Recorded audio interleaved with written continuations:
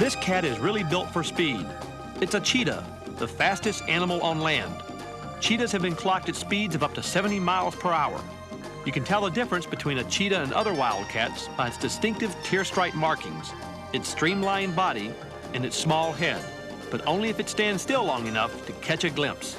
Hi, I'm Jack Hanna. Join me on Zoo Life to learn more about the animals of the world.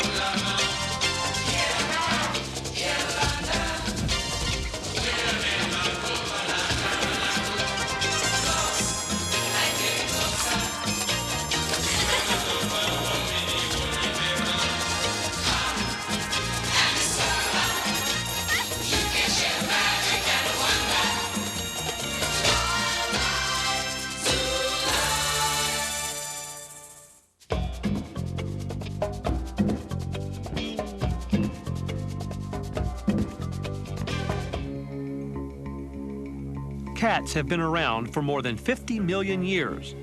They've survived because of their superb ability to adapt to almost any terrain on Earth. Take the leopard. Its fur is camouflage in desert, mountain, or grassland. Also called a panther, it sometimes comes in black, perfect for a cat that hunts at dusk.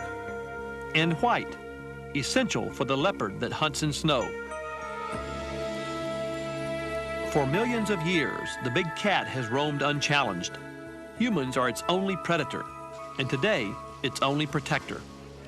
Now, humans are working to ensure the big cat's survival. That's special. Excuse me, that's my leg you're using. Okay, guys, give her a pen, then keep moving so everybody gets a turn, please. Not in her head, okay? Beautiful. Here at Marine World Africa, USA in Vallejo, California, they know how to raise all types of cats. Big cats, little cats, and they even take them for walks. Okay. Well, one of the first things about walking the cats, Jack, is today, I'm walking with one of the most unusual cat families I've ever known. There's a lion cub, a white tiger cub, and even a cougar cub. But most amazing of all is the babysitter, a white Bengal tiger. Leader of our pack is Marine World's senior animal trainer, Andy Goldfarb. And there's a few simple commands. One of them is come up and no, especially if they're trying to grab you by the legs. All right. I walk my dog all the time. Say no. It's a little bit different than that girl. A little bit different than. Can I give it a try? I'll give it a try, but now if this thing attacks me.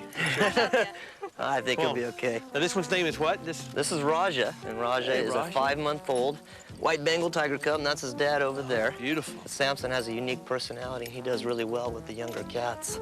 And I guess this, as far as the public can really appreciate these animals, seeing them around the park. Right, seeing them up close and also seeing them together, the different species of cats definitely gives them an idea of the differences between the two. Every day we hear, oh, look at that lion when they're looking at a tiger. And we say, no, that's a tiger. And then now we can say, this is what a lion looks like. Do you think the little cats learn something from the big cat? I think they tend to develop a sense of confidence when we take them out for walks with the big tigers because they watch them walk into areas that maybe they're unsure of. And they play around. I wouldn't want to make somebody mad here. No. Sometimes Samson gets irritated with them, but most often it's just a lot of play. Even though Raja is the biggest out of these guys, the other cats like Sequoia there can definitely take care of herself, and so can Nika. And when they sometimes bite real hard and they get mad and they get into their little fights. I can just in. Just there. Because this tiger will weigh up to 500 pounds, right? Yeah. Geez, look at how tall that tiger is. Golly day, I'm gonna get up off the ground. So when you raise these together, is that mainly for your benefit, the public's benefit? It's actually more for the cat's benefit because Sequoia was came to us. She had some brothers, and she was taken from the wild, and so we thought it would be good for her to have someone to take this energy out on rather than ourselves. And same goes with Nika. We wanted her to be able to have someone that she could really roughhouse with. So in reality, it's more for the cat. Well, it's amazing how they all get along, isn't it? Just like people when they're little, Yep. you know? Yep. All of us get along when we're little, but when we get big, something happens. Yep.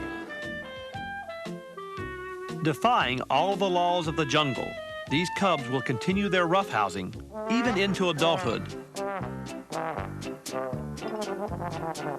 At Marine World, even the keepers are fair game.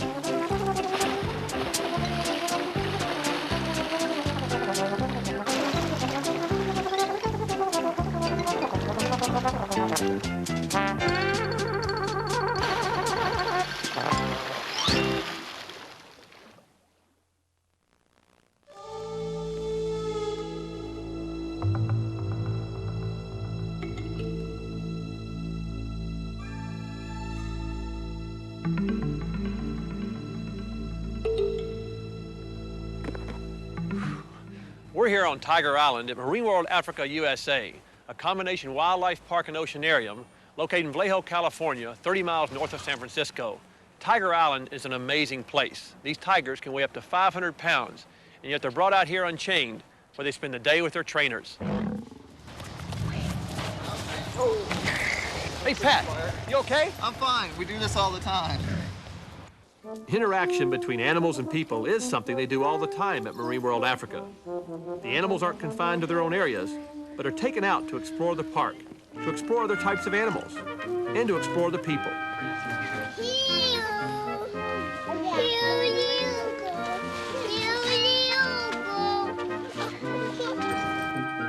Visitors learn through the fun and excitement of close contact just how beautiful the animals of the world are.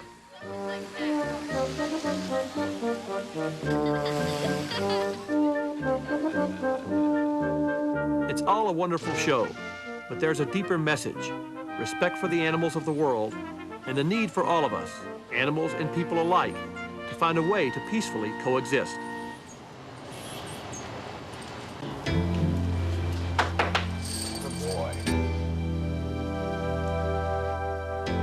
Marine World Africa, USA is one oasis of that peaceful coexistence.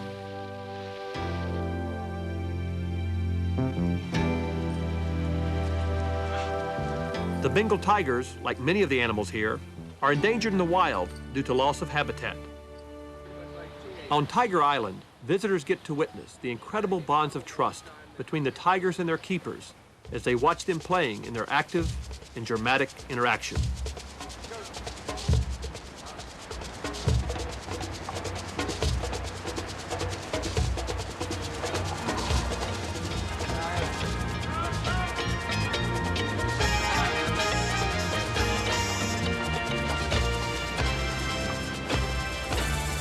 Good girl.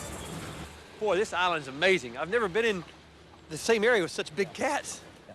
Boy, Pat, what is the philosophy here behind playing with these cats and getting so close to them? Our philosophy is that for people to better understand them and appreciate them, and for the cat's health, it's good to have a lot of human contact with the trainers and whatnot.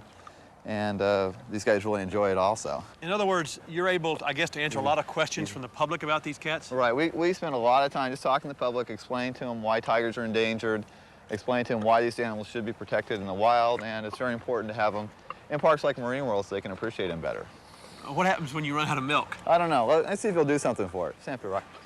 Good boy. Golly day, how big is he? He's about probably 9.5 feet from the end of his nose to the end of his tail, and he weighs about 475 pounds. Like I said before, though, what happens when you run out of milk? I don't know. You better go. I don't know. Good boy. Now, notice the white tiger. Why is it white, or what's they're rare? They're very rare. There's probably about 300, 350 white Bengal tigers in the world, and it's caused by basically his parents carried a recessive gene that caused him just to have less pigment. He's basically a blonde-haired, blue-eyed Bengal tiger. Would you mind, could I feed him some milk? Yeah, well, let me have him do a sit-up for you, and then you can feed him some milk. Rock, sit up, sit up. Okay, just go ahead and grab the carton, Wow, Jack, look at that. and just keep on feeding him. Was Rakan born here at the park? He was born at Marine World, and he's part of a litter of 5 cubs. His mom's had 43 cubs for us here at Marine World. God, so you raised most of the cats here? Oh, yeah. Almost all the cats that are at Marine World were actually born here. This is really an awesome feeling, Pat, to be this close to an animal this powerful and big.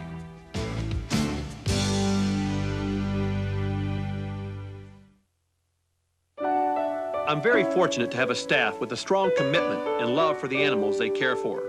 To most of the people working with animals at the Columbus Zoo, what they do is not just a job.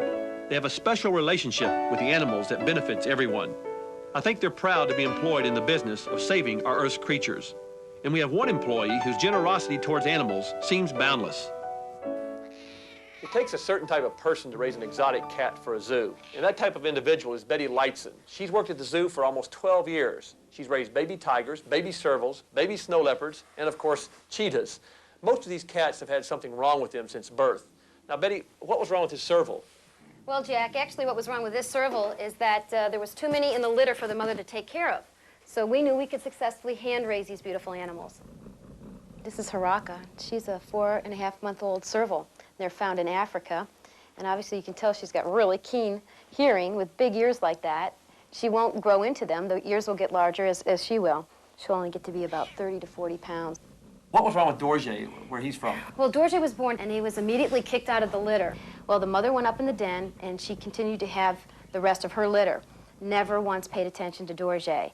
So that mother tells me that she knew there was something wrong with this baby. We are still trying to find out today what exactly is going wrong. I got Dorje just about 6 months ago, and I really believe we're going to save this cat. Now, have you ever had a problem with Dorje here with the dog? I think it's a really very special relationship that Dorje has with Ashley. And I'm not sure Dorje doesn't think Ashley's just another snow leopard. Now, tell me, give me a typical day when you get up. Well, they're 24-hour days, Jack. You can never, ever, for a minute, take your eyes off these cats or maybe go shopping or something like that. You really need to spend your entire life around these cats. Dorje, are you eating that flower? She wants to eat the plant, I I don't think. know. It's a good boy. One of these for your stomach. A lot of these animals that I raise are on medication.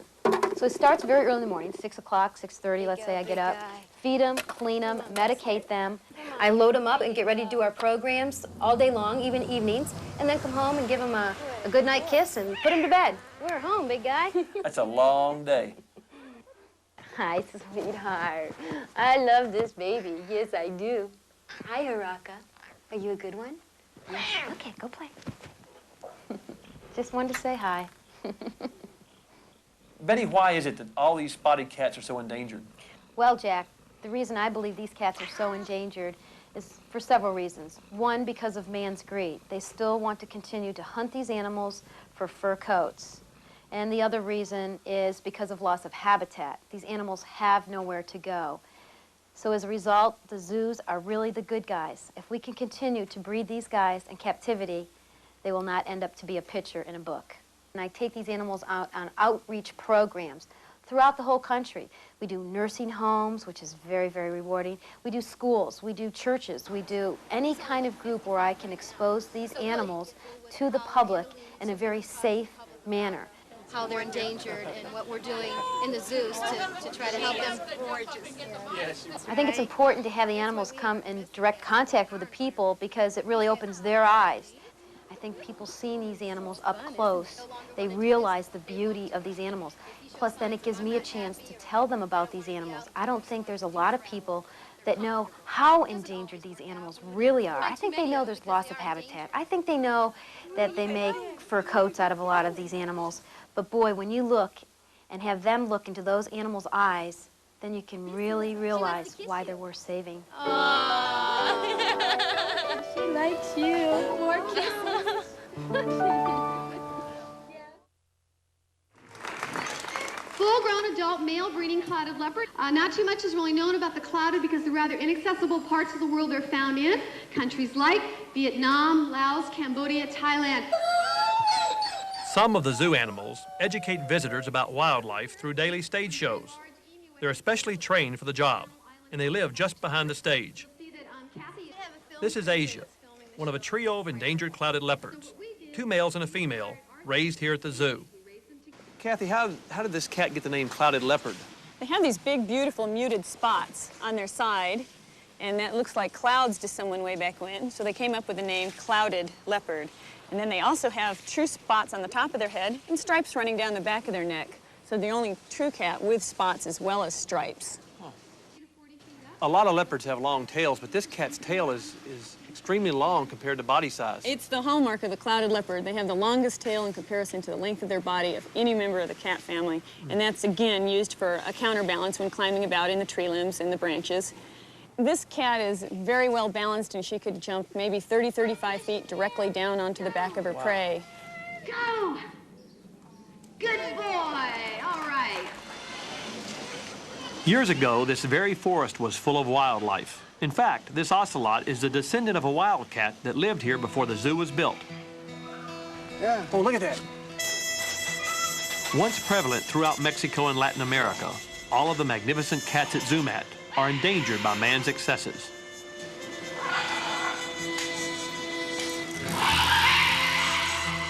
Boy, look at that, right up above us, man. So this is the margay, smaller than the ocelot. Their habitat destroyed by humans. The ocelot and margay have also been victims of the pet and fur trade. The jaguarundi, which almost resembles a weasel or otter, has been persecuted by humans from Texas to Panama.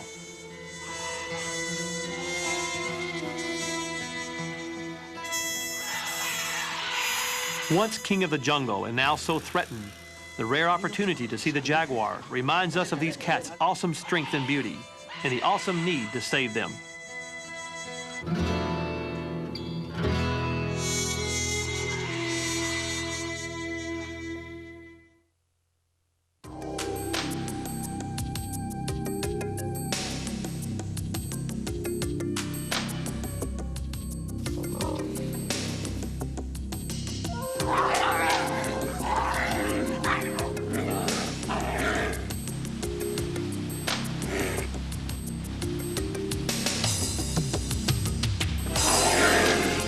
No creatures of the animal kingdom have evoked in humans more fear, more wonder, and more respect than the big cats. They come in many patterns and colors. Some are wrapped in stripes like the tiger, and some are marked in spots like the leopard. Behind the big cats lie 4,000 years of history and legend that have transformed them into symbols of ferocious power. Egyptian pharaohs were depicted with the bodies of lions. And to this day, the lion is still the king of beasts. The big cats have been sanctified and sacrificed. The Maya worshipped the jaguar, and its image was forever immortalized on their temple walls. Some big cats, little known and seldom seen, have acquired a place in myth and folklore. The American mountain lion has fled its greatest enemy, mankind, and has sought refuge in remote wilderness areas.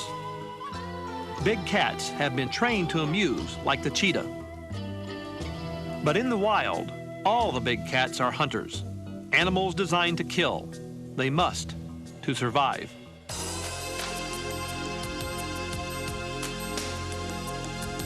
The cheetah, fastest land animal on Earth, can race up to 70 miles per hour in pursuit of its prey. But now, wild habitats are vanishing, and the big cat must learn to live in a different world. At the Knoxville Zoo, Becky Hargis is one of many zoologists who have created a new home for endangered cats. Now, the cheetah can find a little bit of Africa right here in Tennessee. Where are they? I don't even see them. They'll be probably over in this area. They'll be moving around. This is their most active time. There's one right over there. Oh, Lord, yeah, right there in front of us. Okay. Woohoo! One thing we tried to do in this lot is give them areas that they can climb up on. They love to get up high, and in the wild, They would do that. They would go up and look and watch for prey. You notice how she's turning her head and scanning around from side to side? That's what she'd do in the wild. She likes it up there this morning.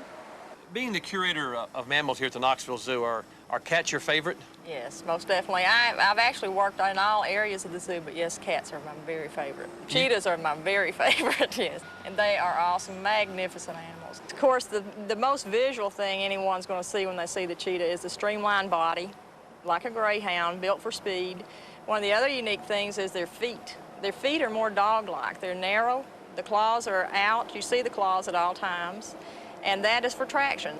Also, their spine is very, very flexible, and that gives them more reach when they're going because it acts like a spring, and it just propels them. The tail is vital. It's like a rudder. They turn with that tail. It directs them. Becky, what is the status today of the cheetah in the wild?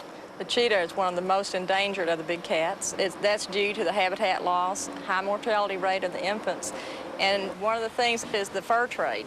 People like coats with spots on it, so that causes a problem. And there are just not many cheetahs out there to breed anymore. What's great about London is that you never know where you're going to stumble across British history. Take, for example, these lions at Trafalgar Square.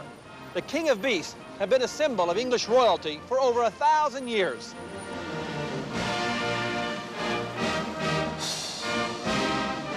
Academy! Royalty and animals are a great combination, but you got to go about 2 hours outside of London to see what happens when they really come together. Long leap, please. Well, this is some place. The countryside hasn't changed much in hundreds of years, but recently these cows have acquired some interesting new neighbors. These magnificent beasts are the lions of Longleat. Here in this beautiful English woods, I found the world's first drive-through safari park. The lions were the first park residents, but now visitors can roam freely through hundreds of acres to visit all sorts of wild animals, as close up as the other side of their car window.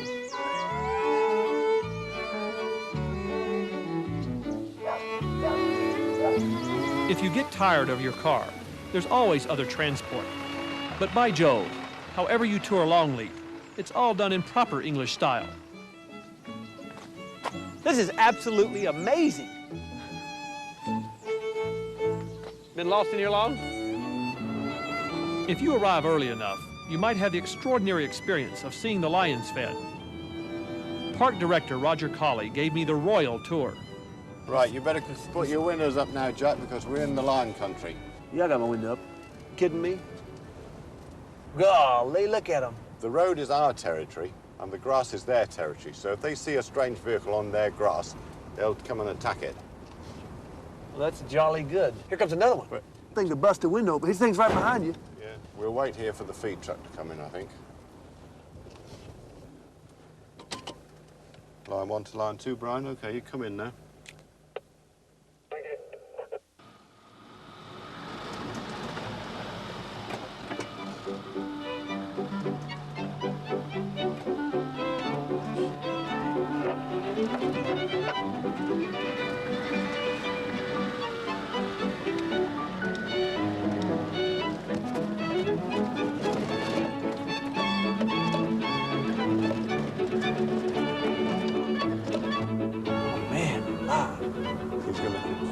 They're going to eat his truck up. Oh, Lord's going to eat his truck up. Meals on wheels. Meals on wheels. I've never seen lions fed out of a truck that way. Well, it's the only practical way to feed them here. And it also is good for the lions because it makes them run. It gives them exercise. We drive all the way up around the area. This is about 20 acres, this area where they are. Right, it's like a kill. Exactly, yes. Now, just like they would in Africa. And we feed with all the skin on the meat and that sort of thing. And they get all the guts of animals. No. Just more natural feeding than if you feed them a composition like mincemeat. This is something. This is all I can tell you. This is something else. Out of all the zoos and lion exhibits I've seen in the world, and I've seen a lot of them, this takes the cake. You're going to have my resume for a keeper here next week. The heck with this desk work. Yes. It's pretty neat being with somebody wearing a tie feeding lions, you know it? Never. There they come. Look, see, he's the boss, isn't he? Yeah. Oh, man. It's the nice way to see animals, isn't it? When they're all free like this and living as they live in Africa. Boy, what a home for a lion, though. I mean, you know, we talk about natural habitats, but I mean, this is what I would call a royal natural habitat. Of course, the king of beasts. Exactly, the king of beasts.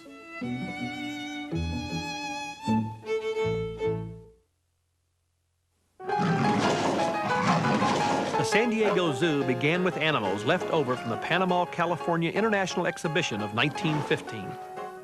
The exotic animals were housed in tiny cages that might seem cruel to us today. But as our understanding of our relationship to animals has changed, we've been changing our zoos. Charles Colburn talked to me about the continuing evolution of the modern zoo. The thinking related to wildlife, and particularly wildlife as you see it in zoos, has been transformed very radically in the last 50 years or so.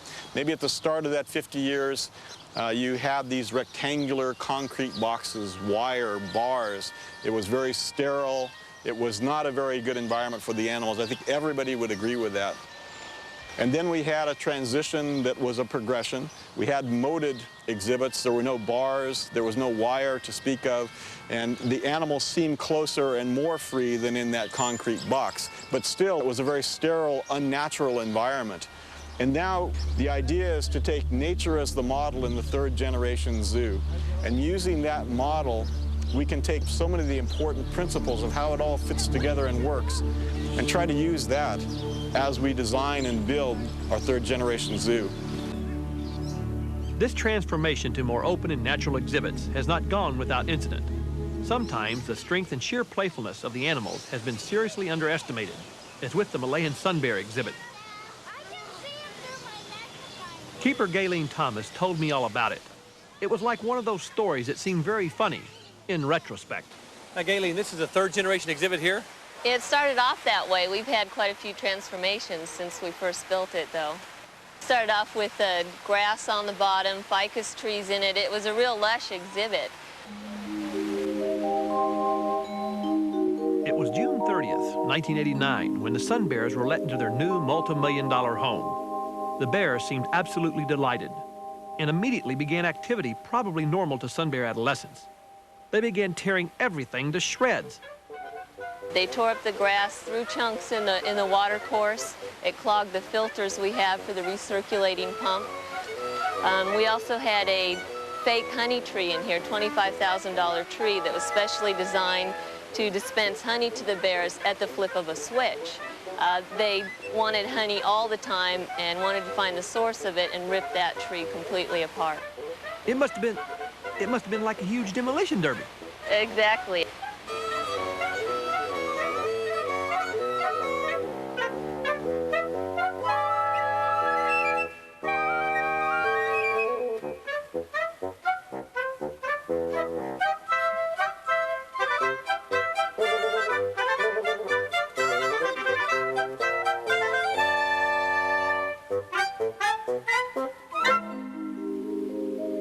So what happened to that expensive tree that was supposed to dispense honey? Is there anything left? No, well, we just still have the switch that's in the kitchen. Like I said, it is an experiment. In London, people have been coming to see the pandas for a long time. The London Zoo has been showing giant pandas to the public for over half a century. Mick Carman was able to tell me a lot about them. Mick, what's it like working with one of the rarest animals in the world? I think I'd probably say I feel privileged. It's not many people that get the chance to work with giant pandas, and I've been lucky enough to work now with 4. Pandas are very, very different, but they're, again, very, very interesting. They have personalities, that's the thing about them. And the females don't seem to be as friendly as the males. And I've spoken to colleagues who look after pandas in other zoos around the world, and it seems to be the males are the silly ones, and the females take life a bit more seriously. It's like it is in all life, isn't it? Well, more or less, yes. I think this is part of their appeal to the public. They have this look at them. People associate with them. He's basically doing what pandas do best. He's playing to the public. The crowds have arrived, and he's just being a big softie. You can hear everything's reacting now. The chimps are going in the background. We've just opened, and the public will come in. He's just being dumb. And this is what I was saying earlier. The males do this, but I've never seen one of the females do it.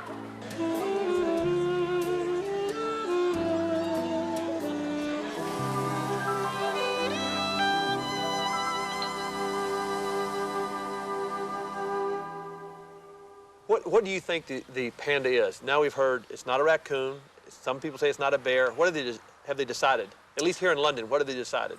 I don't think anyone's decided. They're still talking about it, and I think even if the panda goes extinct, they'll still be talking about it. They'll be saying one day, what was the panda? Instead of, let's worry about saving the animal first before we worry about what it is. What do you think we can do to help save it? Pandas can be bred in captivity quite successfully, but you're not going to save them in captivity, that's for sure. The wild is the only place. That applies to 90% of animals.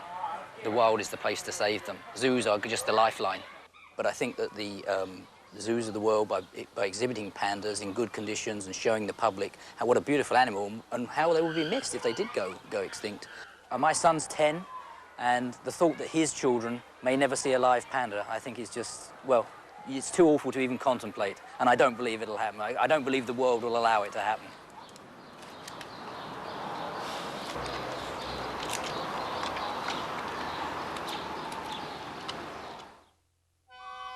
China, the Great Wall.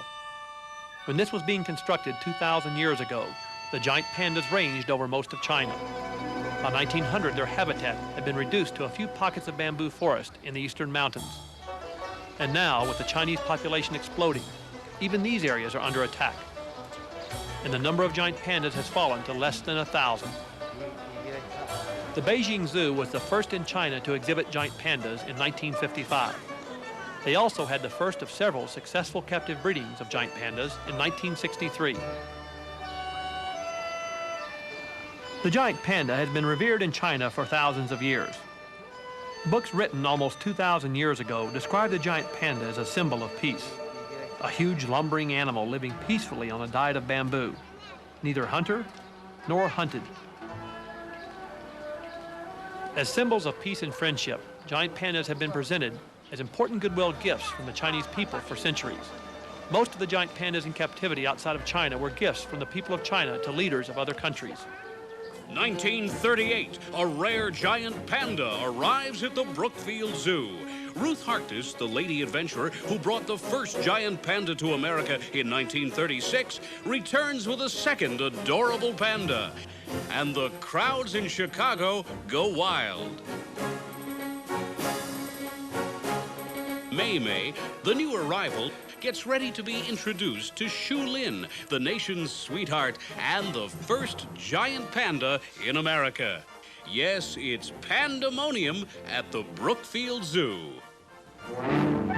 Meet Shishi, the giant panda, currently residing at the Frankfurt Zoo. Chicago's Brookfield Zoo wants to buy him for $50,000, but the State Department won't okay the deal since Shishi's from Red China originally. Not that he cares about politics, he just enjoys a nice tub.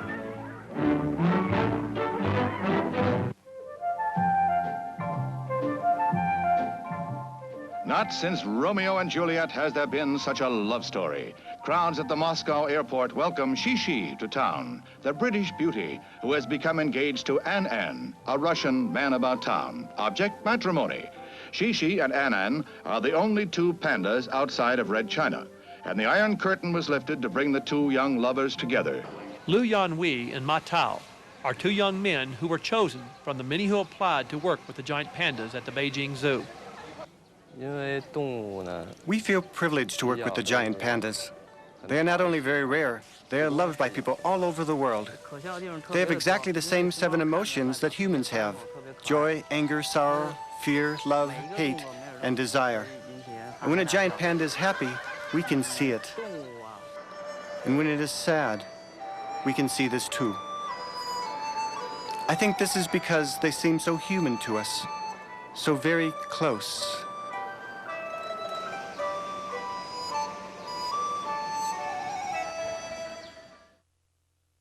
I'm Jack Hanna, and this is a Smoky Mountain black bear. This animal was found all around our house when I used to live here about 30 years ago. The Smoky Mountain black bear has really done quite well in our national park system. However, there are a lot of other animals that have all but disappeared in these parks. And thanks to a lot of federal agencies and zoos, we are now reintroducing these animals back to their native habitats.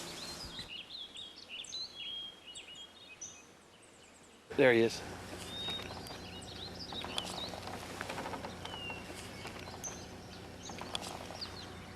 Well, I love blackberries. Don't hope that bear doesn't eat them all. Well, look how he just... They're pretty good at balancing up like That's that. something else. He just sits there and holds that thing just like I would pick him myself. If this is a situation that happened all the time, it'd be fine. I mean, if people watch bears from this distance in the park, it'd be great. Yeah. But people running out there with bags of Cheetos and everything else. Huh, must be cows in here. Actually, that's bear scat. See the raspberries and the blackberries and all the seeds? These are bear droppings. Yes. I imagine, Chris, it's very important droppings like this or to look at to see if the animal's been in picnic areas. Well, that's correct too. Not only, I mean, for any wildlife study, any food habit study with any animal, you can tell what they're eating by what they defecate. We call it scat. What a nice bear. This is a Smoky Mountain black bear, and with me is Kurt Krebs, a guy who probably knows more about bears than I'll ever hope to learn. Kurt, how old is this youngster?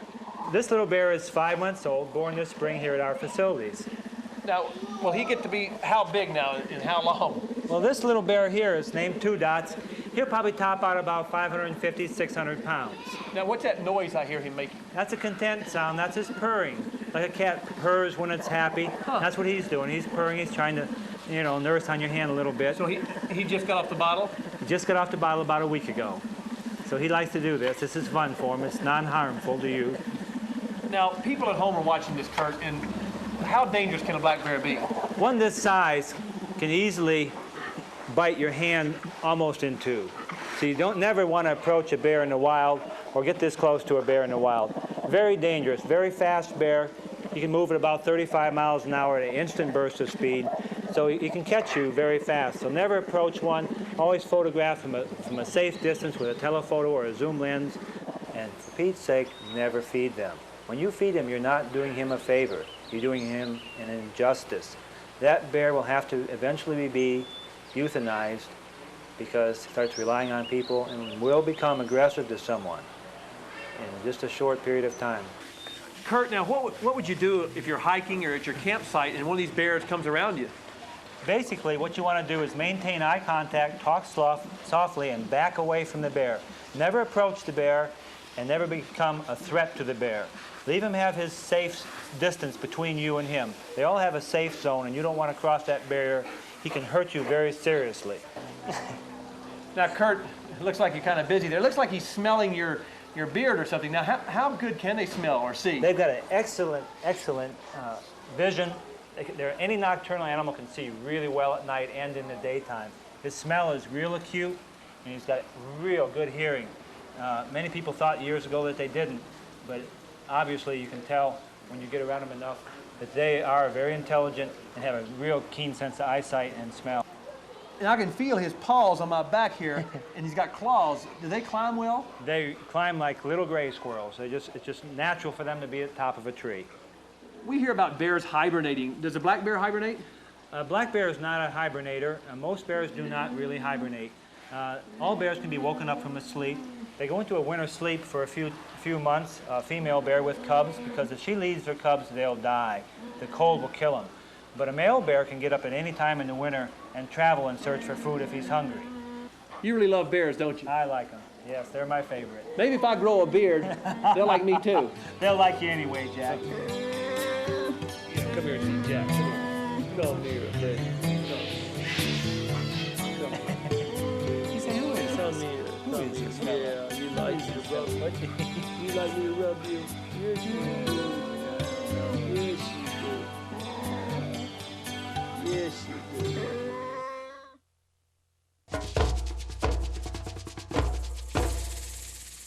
Right over here, there's a bear, and some of you know it in Navajo, and it's called shush.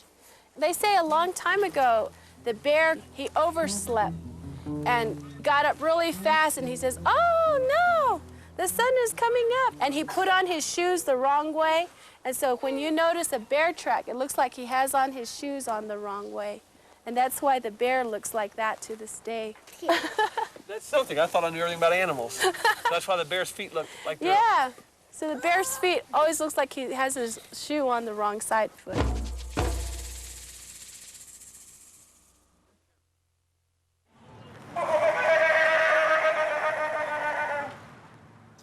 You may think this bear got into a can of paint, but this is a very rare spectacle bear from the Lincoln Park Zoo in Chicago. And with me is Mark Rosenthal, the general curator of all the animals here at Lincoln Park. And how did he get the name Spectacle Bear? Well, if you can see, there's white markings on the front of her face, and she gets the name Spectacle because they kind of look like spectacles. And one of the things that's kind of interesting about these animals is this is the only bear from South America. And it's on the Species Survival Program list of endangered animals for the American Zoo Association. And We've been working with these animals for a long, long, long time. She really loves this bottle here in my hand. And we've noticed that spectacle bears tend to be really great climbers. And as we can see above us, she is one quick little bear. You know, you're right about how this animal at this young age can climb. I've never seen, a lot of bears can climb, but this thing, well, look at this, here she goes. Look at, she is climbing like a... I think she maybe has her own agenda here. So. Oh, come on. Mark, I noticed the bear's been running around here making little squeaking sounds. They have what we call kind of a trill. If I can do it in a bad fashion, it's kind of like and that mother will constantly call to the baby, and we think part of it is just because in the forest you need to keep communication, and sometimes visually, whoa, sometimes visually it's tough to, it's kind of tough to keep up with your kid. I'll tell you what, I'm gonna go outside and take a rest. Okay, it's been pretty active actually. Yeah, thanks a lot. My pleasure, Jack. What's really neat is that the Denver Zoo has all these animals that come from icy northern regions, like the Arctic fox, the muskox, the Arctic wolf, and the king of cold, the polar bear. You know, you really can't understand an animal unless you can appreciate how it's adapted to its environment. I mean, look at me. I've adapted to zoo life pretty well, don't you think? And that polar bear, it makes its living in the icy cold Arctic. Right now, I'm at the Denver Zoo's North Shores exhibit. And this is about as close to the big chill as a polar bear is ever going to get in the lower 48. Hey, you want to go for a swim? Polar bears are masters of adaptation. Thanks to their partially webbed feet, they're great swimmers. That beautiful white coat isn't just camouflage. The hairs are hollow and grab the sun's heat. And 4 inches of fat underneath is terrific insulation. Keeper Gary Aguirre knows these bears as well as anyone.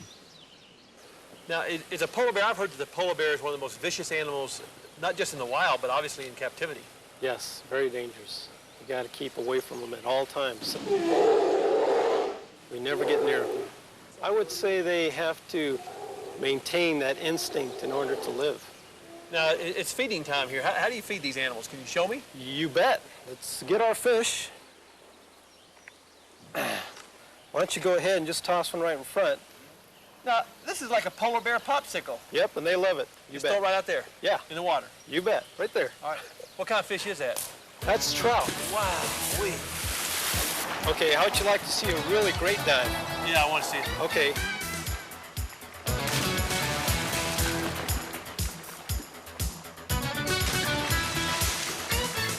They're just one of the greatest animals that I know of. They look very nice, very cute, very cuddly, and they got a wonderful white coat on them. They alternate to that. They're very wild and very dangerous animals. So they kind of encompass everything within an animal, and that's why I like them. They're wonderful. In the wild, animals have to focus on 2 things, finding enough to eat and avoiding being eaten. While in captivity, many of those needs are taken care of, and this leads to a lot of free time on the animal's part, which can lead to boredom and low morale. Here at the Philadelphia Zoo, the keepers are always trying to come up with new ideas to keep the animals active and playful. Let's go see. No!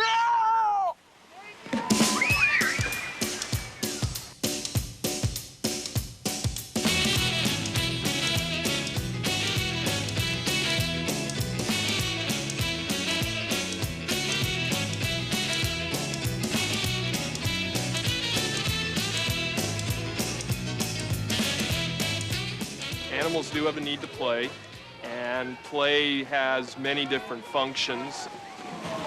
Animals learn how to hunt by playing, and they learn how to interact with each other. It's a very safe way of learning. In the case of polar bears, they go out and they hunt really big food items. You know, they kill a seal, they kill another bear. They're a very big challenge to provide that sort of opportunity for, and really the toys are the only thing that comes close to it. Like polar bears, tigers also miss their hunting skills. Even though some of their toys are obviously man-made, they take to them almost naturally. We give our tigers large aquaculture floats. They're made to hold up fish nets. And we found them to be very useful because they're made out of non-toxic plastic, they're very tough, and they're so large that it gives the tiger something really big to play with, and they can't tear it up very easily. They jump on it, they drag it around, they swim with it, claw it up, and they grab a hold of the handles and haul it around the enclosure just like they'd haul around a deer that they'd killed.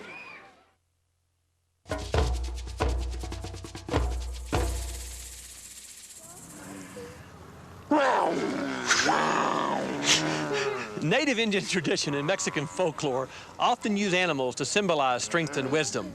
This puppet show is a wonderful way for the Mexicans to learn about their heritage, as well as learn about their native wildlife.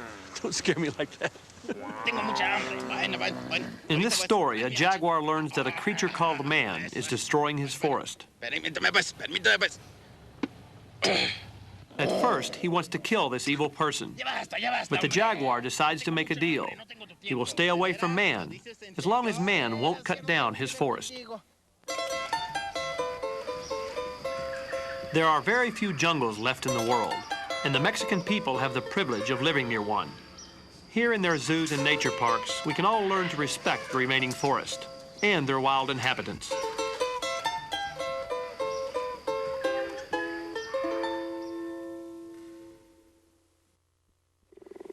We have so much power to destroy living things, and once they're gone, there's no way to bring them back.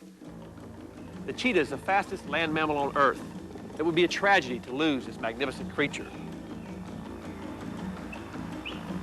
We have destroyed more wildlife in the last 40 years than in the previous 4 million, and it's our generation that's done most of that damage.